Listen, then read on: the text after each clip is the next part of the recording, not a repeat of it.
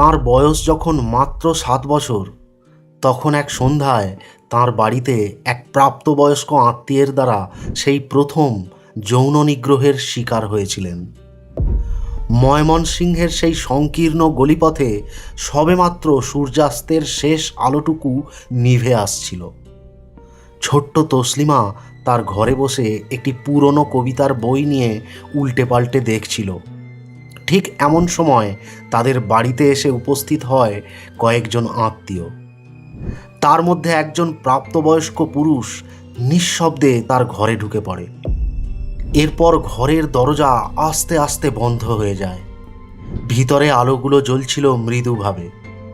কোনো রকম পূর্বাভাস না দিয়েই সেই অতি পরিচিত আত্মীয়ের হাত স্পর্শ করল ছোট্ট তসলিমার গোপনাঙ্গ। সেই রুক্ষ হাতের সবকটি আঙুল অসংখ্য পোকার মতো কিলবিল করে উঠতে লাগলো তার কোমল দেহের সমস্ত অঙ্গ প্রত্যঙ্গ ও বিভাজিকা জুড়ে। তার নিঃশ্বাস প্রায় বন্ধ হয়ে আসছিল। সে নিথর হয়ে গেল। তার মন তখন চূর্ণ বিচূর্ণ হয়ে গেছে, যাকে গ্রাস করে ফেলেছে এক চরম শূন্যতা। নিষ্পাপ শিশু মন বুঝতে পারছিল না কি ঘটছে। সে শুধু জানতো যে এটা তার সাথে অন্যায় হচ্ছে, যা বিরক্তিকর, ভয়ঙ্কর এবং যন্ত্রণাদায়ক। এরপর যখন সেই পাশবিক হাত দুটো তাকে বিবস্ত্র করতে উদ্যত হলো, তখন তসলিমা তাকে ধাক্কা দিয়ে দূরে সরিয়ে দেওয়ার চেষ্টা করলে সে তার কানে কানে ফিসফিসিয়ে বলল, কাউকে বলো না, কেউ তোমার কথা বিশ্বাস করবে না। সেই পাশবিক পুরুষের ক্রূর হাসি ছোট্ট তসলিমার কাছে একজন দাড়িওয়ালা পরিচিত মুখের নেকড়ের মতো মনে হতে লাগলো। দেহ মনে সদ্য বিকশিত হওয়া বালিকা তসলিমা সেদিন সেই সুকঠোর বর্বর পুরুষের দ্বারা যেভাবে তার বিকৃত যৌন লালসার শিকার হয়েছিলেন, এবং তার সারা শরীর জুড়ে সেই দুর্জন ব্যক্তি যেভাবে এক অদ্ভুত পৈশাচিক যৌন নিগ্রহ চালিয়েছিল, সেই ঘৃণ্য ঘটনার বর্ণনা শুনলে যে কোনো মানুষের গা গুলিয়ে উঠবে। কম্পনরত গলায় তার পরিবারকে সব কথা জানালে কেউ তার কথা বিশ্বাস করেনি। উল্টে বড়দের সম্পর্কে মিথ্যা বলার জন্য তাকে তিরস্কার করা হয়েছিল। কুসুমকলির মতো এক পুতুল খেলার শৈশব চিরতরে হারিয়ে গিয়েছিল তার জীবন থেকে। যৌন নিপীড়নে আক্রান্ত হলো একটি শিশু, আর গোটা সমাজ দাঁড়ালো নির্যাতনকারীর পক্ষে। এরপর থেকে তার বড় হয়ে ওঠার বহুদিন পর পর্যন্ত সেদিনের সেই পৈশাচিক ত্রাস আর ভয়াবহ স্মৃতির মধ্যে দিয়ে কেটেছে অসংখ্য বিনিদ্র রাত। তারপরও বয়ঃসন্ধিকালে তাকে আরও বেশ কয়েকবার যৌন নিগ্রহের শিকার হতে হয়েছিল, যা ঢেকে দেওয়া হয়েছিল ধর্মীয় কুসংস্কার আর পুরুষ শাসিত সমাজের অন্ধকারাচ্ছন্ন মোড়কে। যার ফলে একটি মুসলমান পরিবারে জন্মগ্রহণ করা সত্ত্বেও নাস্তিক হয়ে উঠতে থাকেন তখন থেকেই, এবং সেই সাথে নারীবাদী দৃষ্টিভঙ্গির উদ্রেক ঘটতে শুরু করে তাঁর মধ্যে।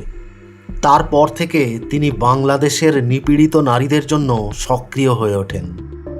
কলম ধরেন একজন নারীবাদী মানবহিতৈষী হিসাবে, যা তাঁর জীবনে এনে দিয়েছিল এক দুর্গম কণ্টকময় পথ, এবং পরবর্তীকালে নারীর ক্ষমতায়নের জন্য একজন নির্ভীক লেখিকা হিসাবে তাকে পৌঁছে দিয়েছিল খ্যাতির শীর্ষে।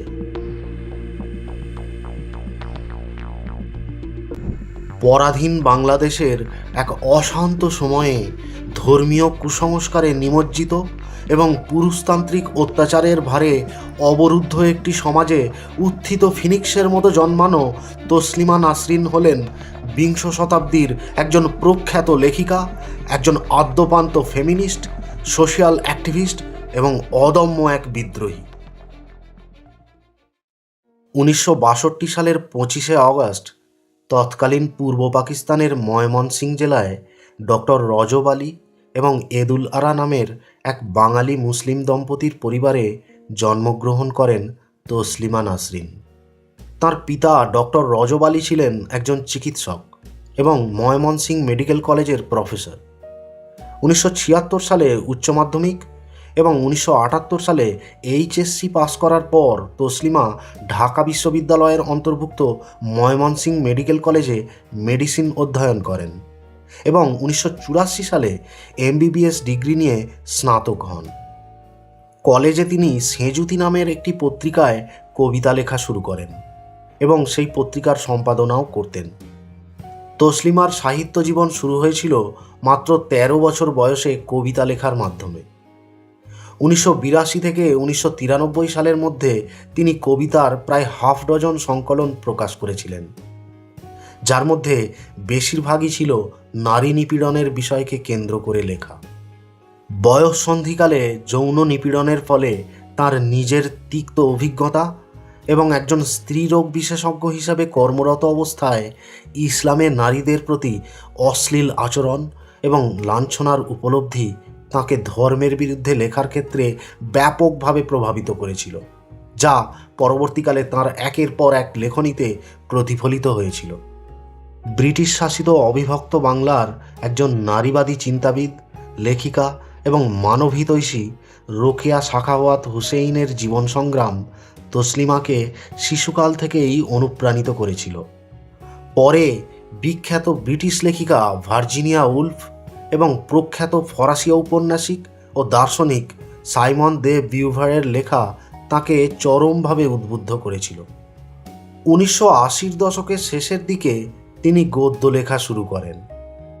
তাঁর লেখাকে মূলত দুটি সংযুক্ত উপাদান দ্বারা চিহ্নিত করা হয়েছে: স্থানীয় ধর্মীয় সংস্কৃতির সাথে তাঁর সংগ্রাম এবং তাঁর নারীবাদী দর্শন। সে সময়ের উন্মত্ত ধর্মান্ধতার আঙ্গিকে 1993 সালে লেখা তাঁর অগ্নিগর্ভ উপন্যাস লজ্জা সাড়া ফেলে দেয় বাংলাদেশের সাথে সাথে দক্ষিণ এশিয়ার বেশ কয়েকটি দেশে, যা ছিল তৎকালীন কুসংস্কারাচ্ছন্ন বাংলাদেশের সামাজিক ব্যাধির আড়ালে লুকিয়ে থাকা রূঢ় বাস্তবতার এক নগ্ন দর্পণ।